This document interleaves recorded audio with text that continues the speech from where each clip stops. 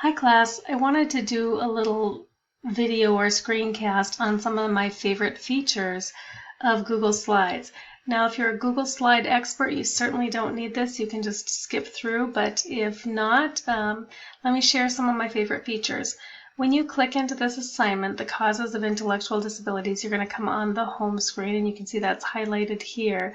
What you're going to do is find your topic, so use the scroll bar here. These are all the different topic home pages. So say your topic is Williams syndrome, you'll click on it and that will be the slide that comes to the surface.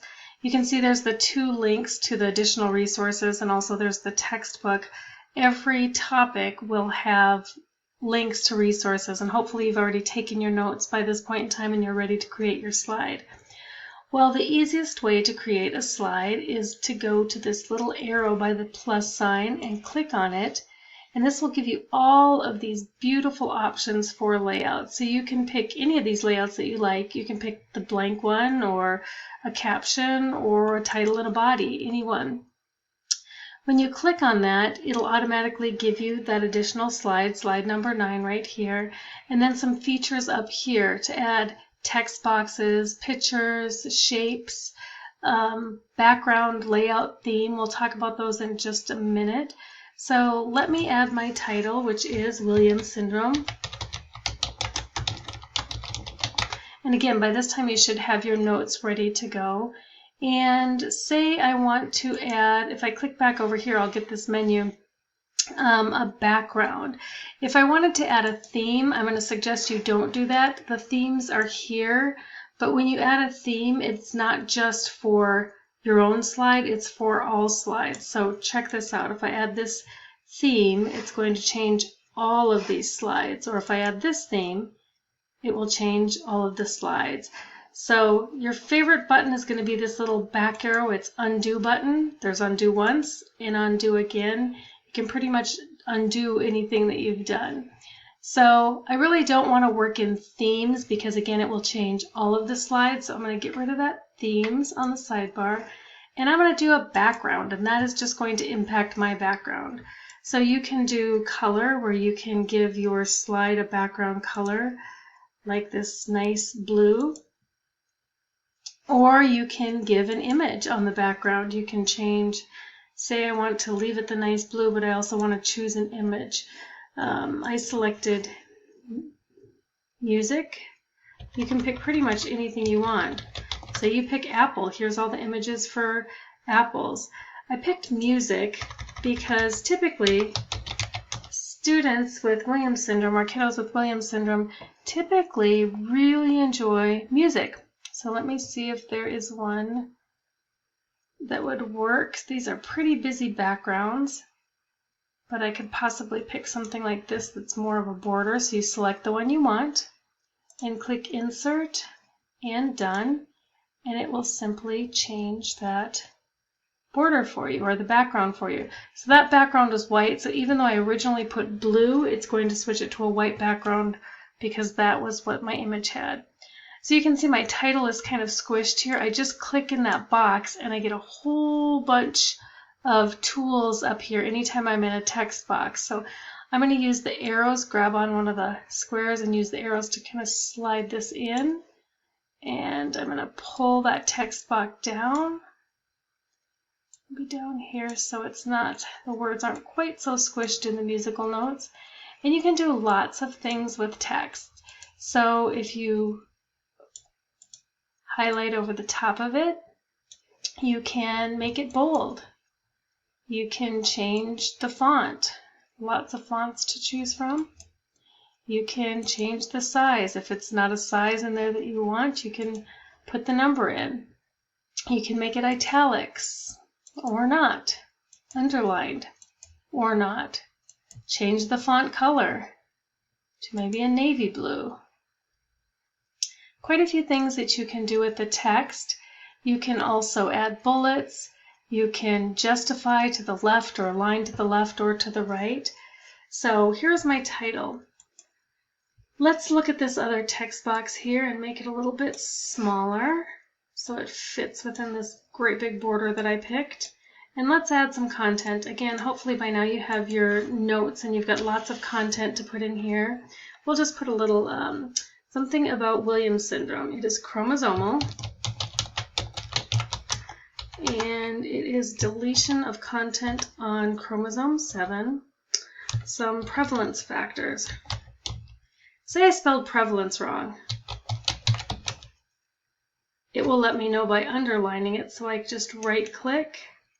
And yep, I need to switch out that E for an A. Some prevalence information. It occurs in approximately 1 in 10,000 people. There's about 20,000 to 30,000 people with Williams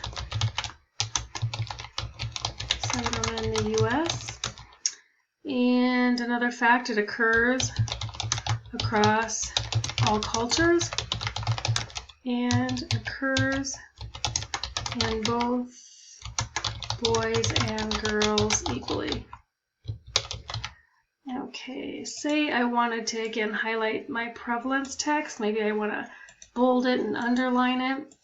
Maybe these items I want to bullet. Maybe I want that font a little bit smaller. You really can do anything with the font and the text and the size. Maybe I want to make this text box small and add another text box. I'll go up to the text box, click on it, and just draw it wherever I want. I can make it whatever shape I want, and start adding more text. There's so many great features here. Down at the bottom here are the speaker notes. Make sure you put your name on your slide so your instructor can grade it and they know which one is yours. Say you want to fill this text box with some color. You can go to the little fill and maybe add a light gray. Maybe this one you want to fill with a pale pink. When you click outside, you can see the text box disappears. Maybe you want a line around that text box. You can say, I want a border that's maybe 3. And let's see what a thick one looks like. Maybe 24. You can see the difference in those borders there. I don't like that 24. Go back and undo. And if you undo again, we'll take that one off as well. So there's almost nothing that you can't undo. Again, you're going to want to change the background, not necessarily the theme. Say you don't like the layout that you originally picked. You can go to a blank slide, or let's pick a different layout. 2 columns. You can see where the different text boxes come in there, or this one. It changes the format a little bit. No, don't like those. I want to go back to the one that I had. You just can click the back button. Again, make sure to add your name at the very bottom when you're done. The other beautiful thing about Google products is they save automatically every couple of seconds, so you don't have to continue to save them. And the way that we have this assignment set up is when you create your slide, say you wanted to create another one, again, you just add a new slide. But when you create your slide, this is slide number 9, the way we've created it is it will automatically populate in Canvas. So I'm going to pop back to my Canvas and I will refresh and scroll down to see here are my slides. We did not the title slide, but we added that second slide, and you can see the content is right there. So this is your initial post. As soon as you complete the Google slide, it is done. Your initial post is done. You'll still need to go back up and complete step 5, where after you've completed your Google slide poster, you'll want to look at all of the other ones and do a reply, which is down here. And just put your reply post here after reviewing the other ones using the assignment directions. That's all for now. Don't hesitate to reach out if you have any other questions or you need some support with Google Slides. Thanks.